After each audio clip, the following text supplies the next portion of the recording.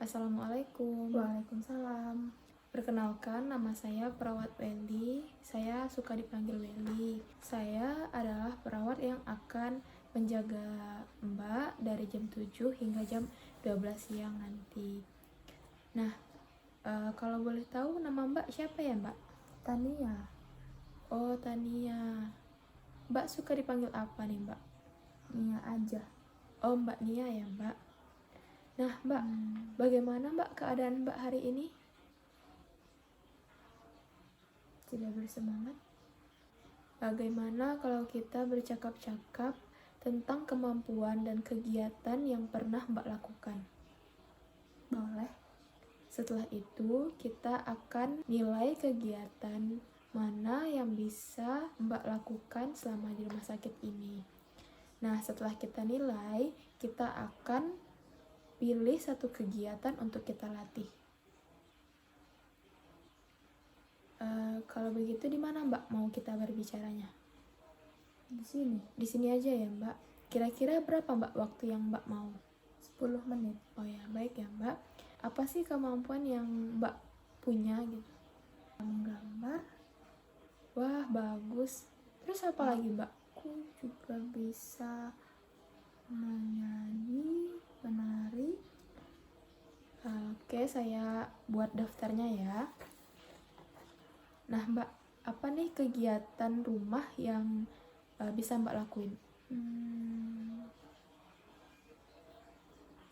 Kalau merapikan kamar, bisa ya Mbak. Menyapu, bisa juga. Kemudian mencuci piring Mbak? Bisa. Oh, bisa juga ya Mbak. Wah, Mbak hebat sekali nih, ada 3 kegiatan yang bisa Mbak miliki. Nah Mbak, dari 3 kegiatan ini, mana sih menurut Mbak yang bisa dikerjakan selama di rumah sakit ini?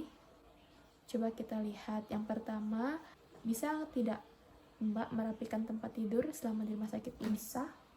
Bisa ya Mbak. Nah, kemudian menyapu, bisa juga ya. Kemudian mencuci piring, Bisa. Dari 3 kegiatan tersebut, ada 2 kegiatan yang masih bisa dilakukan selama Mbak di rumah sakit ini ya Mbak. Nah, sekarang coba deh Mbak pilih salah satu kegiatan yang Mbak mau kerjakan selama di rumah sakit ini. Nomor 1. Oh, yang nomor 1 ya Mbak, merapikan tempat tidur. Nah, kalau begitu, bagaimana kalau sekarang kita latihan merapikan tempat tidur? Mbak, mari kita lihat tempat tidur Mbak.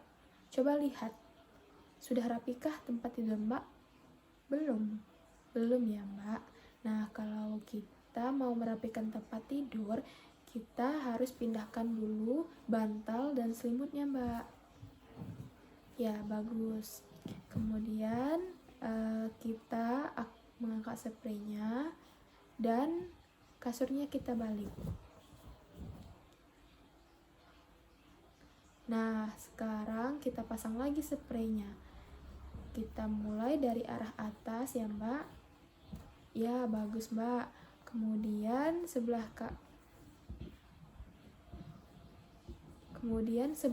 kakinya Mbak. Tarik dan masukkan ya Mbak. Lalu sebelah pinggir. Nah, sekarang Mbak ambil bantal dan rapikan Mbak. Kemudian letakkan di atas Mbak. Nah, sekarang mari kita lipat selimut. Nah, letakkan di bagian bawah. Nah, bagus sekali Mbak.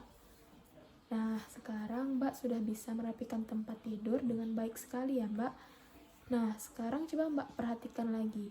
Beda tidak keadaan kasur Mbak yang sekarang dengan yang sebelumnya? Beda. Tentu berbeda ya Mbak. Nah, sekarang Mbak lakukan dan jangan lupa memberi tanda M atau mandiri kalau dilakukan tanpa disuruh, dan B jika diingatkan tapi Mbak melakukan, dan T tidak melakukannya ya Mbak. Latihan merapikan tempat tidur. Senang jadi happy. Senang ya Mbak ya. Nah, Mbak ternyata banyak sekali memiliki kemampuan yang dapat Mbak lakukan di rumah sakit ini. Salah satunya yang tadi itu, merapikan tempat tidur. Kemampuan ini dapat Mbak lakukan jika di rumah setelah pulang dari rumah sakit ini ya Mbak. Nah, sekarang kita akan masukkan ke jadwal harian Mbak. Mau berapa kali sehari Mbak merapikan tempat tidur? 2 kali ya Mbak, bagus. Nah, pagi-pagi itu maunya jam berapa Mbak? Jam 8 Jam 8, oke. Kemudian siangnya Mbak? Jam 12. Oke, jam 12 ya Mbak. Nah, besok pagi kita akan latihan lagi kemampuan yang kedua Mbak. Apa itu Mbak? Besok pagi kita akan latihan kemampuan yang kedua. Mbak masih ingat kegiatan apa lagi yang mampu dilakukan di rumah sakit ini selain merapikan tempat tidur, Mbak? Cuci piring. Ya, benar sekali, mencuci piring ya, Mbak. Nah, kalau begitu kita akan latihan mencuci piring besok jam 8 pagi di dapur ruangan ini sehabis makan pagi ya, Mbak. Kalau begitu saya pamit dulu. Assalamualaikum. Waalaikumsalam.